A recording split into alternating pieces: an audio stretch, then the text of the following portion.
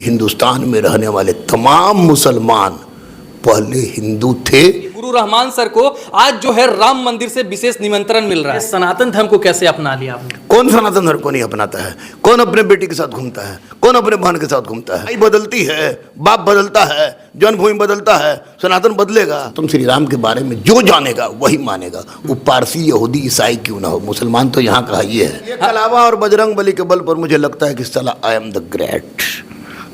Why? Because my boss is Bajrang Bali. जानते हो मेरा बॉस कौन है? बजरंग बली।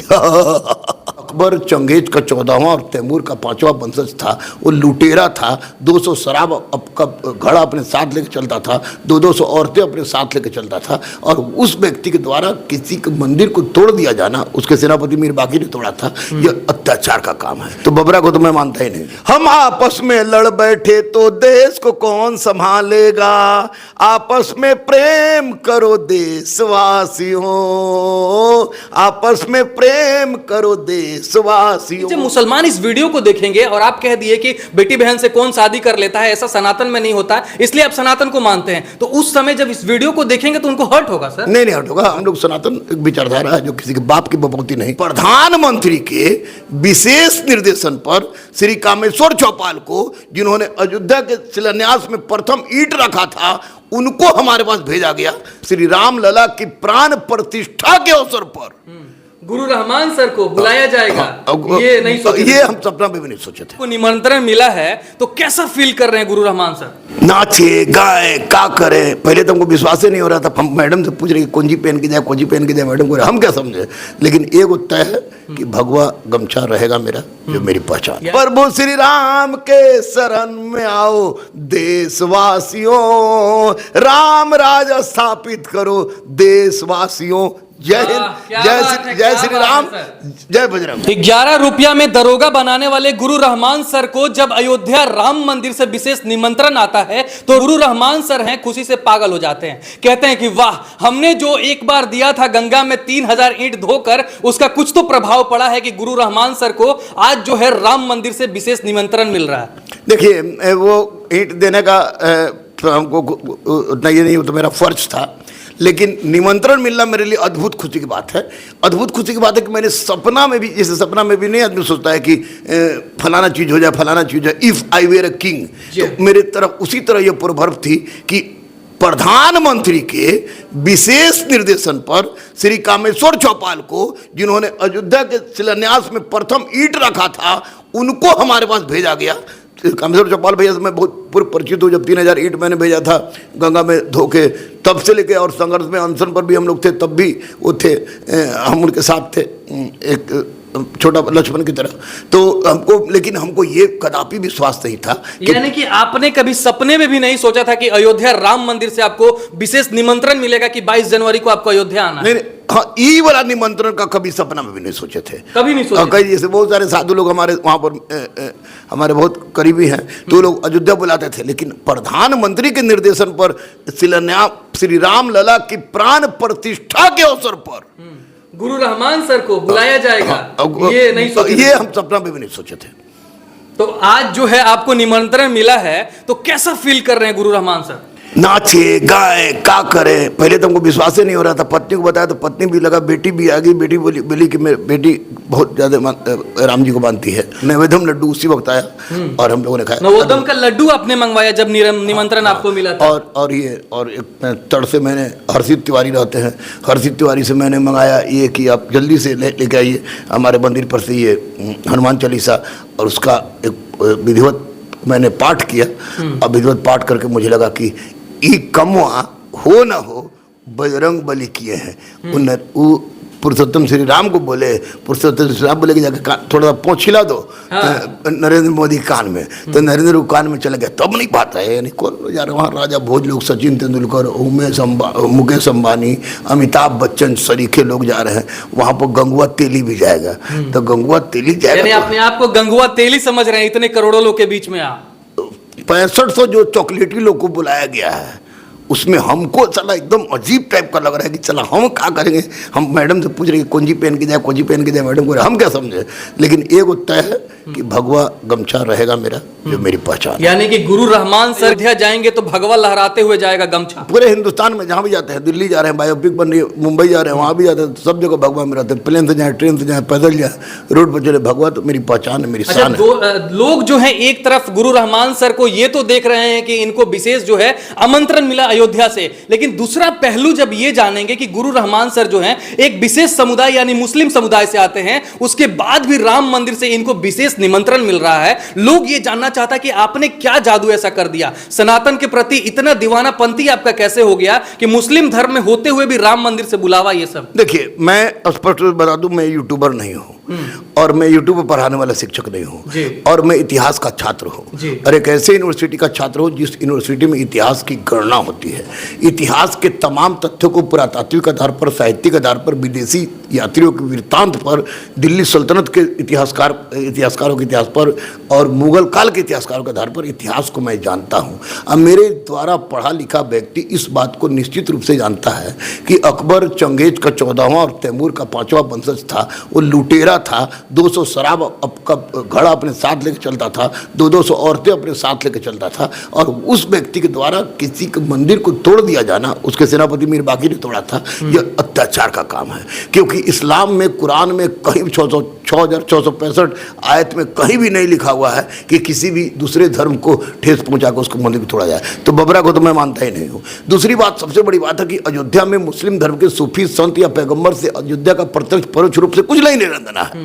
तो वैसी परिस्थिति में अगर हिंदू अपने आराध्य देव पुरुषोत्तम श्री राम, मर्यादा पुरुषोत्तम श्री राम, जिन्होंने पत्नी के प्रति, परिवार के प्रति, पिता के प्रति, माँ के प्रति, जनता के प्रति, धोबी के प्रति जिस तरह की भूमिका निभाई, एक सबरी के प्रति जिस तरह की भूमिका निभाई, वो एक प्रस्तुत कर दिए कि अगर 1% भी मेरे, अरे विष्णु के अवतार न है जी, रावण को एक थप मारते रावण चला जाता एकदम बंगाल की खाड़ी में। लेकिन उन्होंने दिखाया, विष्णु ने दिखाया अपने आप को कभी श्री राम के रूप में, कभी श्री कृष्ण के रूप में, कि देख भैया ऐसे भी जीवन जिया जाता है। तो देखा तो आराध्य देव है मेरे बजरंग बली, और बजरंग बली के आराध्य देव है पुरुषोत्तम श्री राम। तो मेरे लिए अद्भुत अद्भुत अद्भुत खुशी का क्षण है। अच्छा सर, आप जो है राम जी का जो है लॉकेट भी पहने हैं, सॉरी हनुमान जी का लॉकेट भी आप पहने हैं। लोग ये जानना चाहते हैं कि आप जब है सनातन धर्म को कैसे अपना लिया आपने? कौन सनातन धर्म को नहीं अपनाता है? कौन अपने बेटी के साथ घूमता है?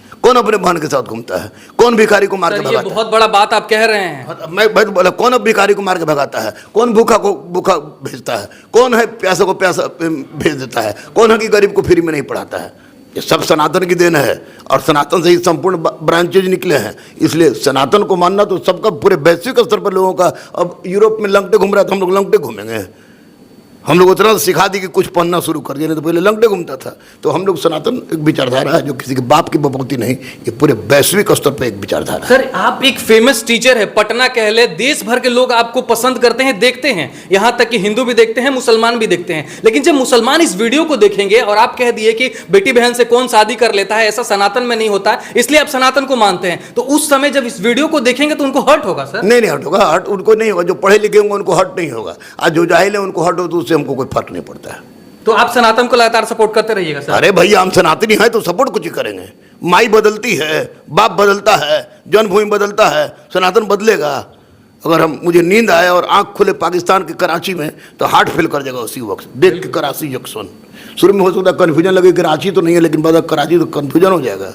जो है कह रहे हैं कि पहले जितने भी मुस्लिम थे वो सारे हिंदू थे। नहीं, ये बात सत्य है, वायरल होने की बात नहीं। इतिहासकारों ने इसको सही ढंग से नहीं पढ़ा है, इसको वर्णित नहीं किया गया है। इतिहास में ऑब्जेक्टिविटी की कमी है, इतिहास में वस्तुनिष्ठता नहीं है। और इतिहास, हिंदू इतिहास, मुस्लिम इतिहास, मार्क्सवादी इतिहास, subaltern approach of history writing, Cambridge school of history writing, Oxford series, tribal school of history writing, Dalit school of history writing, सब में बांट दिया है।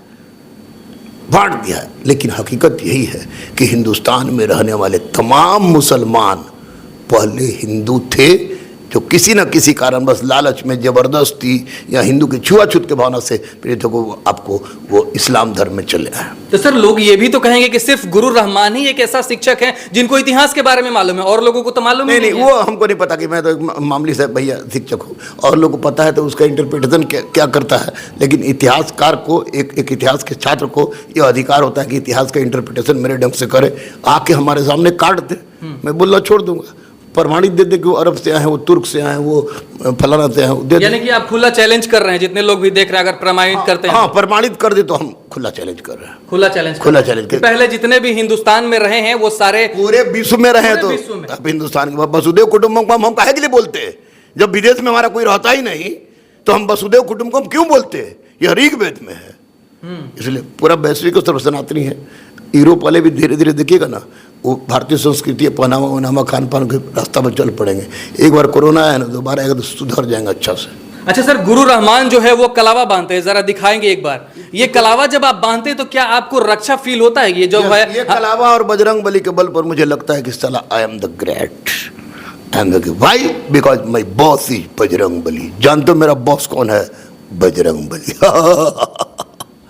वाह, क्या बात है। इनसे बातें कर कर ना दिल प्रसन्न हो जाता है। अब आते हैं अयोध्या के, और आपको जो है निमंत्रण मिला है, विशेष निमंत्रण। अयोध्या आप कब जा रहे हैं सर? देखिए, जो ये रामेश्वर चौपाल सर के द्वारा सब फिक्स कर दिया गया है। हम लोग की टिकट, आने जाने का, भाड़ा ताड़ा, खाना पीना, रहना ठहरना सब लोगों ने फिक्स कर दिया है। जिस दिन आदेश आएगा उस दिन मंगरुआ बैग उठाएगा, उड़ जाएगा। यानी 22 से पहले भी चले जाएंगे अगर आदेश आया? हाँ बिल्कुल, आज आदेश आया तो कल चले जाएंगे। कल ही चले जाएंगे? हाँ। और साथ में किसी को ले भी जा रहे हैं, घर परिवार? पत्नी कुछ नहीं, इसलिए कि मुझे और मेरी पत्नी दोनों को निमंत्रण मिला है। दोनों को मिला है। हाँ। अच्छा सर, घर में जो है आप तो हैं लगातार बजरंग बली को फॉलो करते हैं, सब चीज जो है अच्छा है। आपके जो है घर में बड़े बुजुर्ग लोग ये सारी चीजों को मानते हैं क्या? हमारे घर यानी कि ससुराल पक्ष के नैहर पक्ष दोनों तरफ के, जैसे नहीं, हमारा जो अपना घर है वो लोग मुसलमान हैं जी। वो लोग 5 वक्ती नमाजी है, हज किए हुए लोग, तो लेकिन इंसानियत को मानता है, इंसानियत को अच्छी तरह से मानता है कि किसको किसकी क्या जरूरत है। और लेकिन ससुराल वाला तो हिंदू है तो वो तो मन में करेगा, लेकिन पुरुषोत्तम श्री राम के बारे में जो जानेगा वही मानेगा, वो पारसी, यहूदी, ईसाई क्यों ना हो, मुसलमान तो यहाँ का ही है। अच्छा सर, लोगों से क्या कहना चाहता है जितने लोग अभी आपको देख रहे हैं? हम आपस में लड़ बैठे तो देश को कौन संभालेगा, आपस में प्रेम करो देशवासियों, आपस में प्रेम करो देशवासियों, प्रभु श्री राम के शरण में आओ देशवासियों, राम राज स्थापित करो देशवासियों। जय हिंद, जय श्री राम, जय बजरंग बली। जय श्री राम, जय बजरंग बली।